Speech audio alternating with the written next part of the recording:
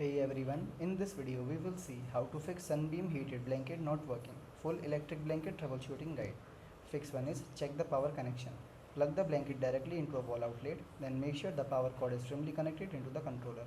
Check that the controller is securely connected to the blanket until it clicks into place.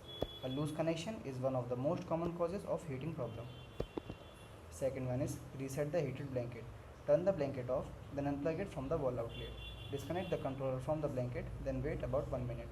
Reconnect the controller, plug the blanket back in and turn it on. Third one is use the highest heat settings. Turn the blanket on, then set the heat to the highest level. Then wait 15 to 20 minutes before checking the warmth.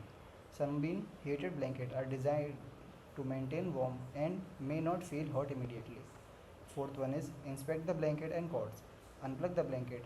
Check the power cord for cuts, frayed wires or bent pins.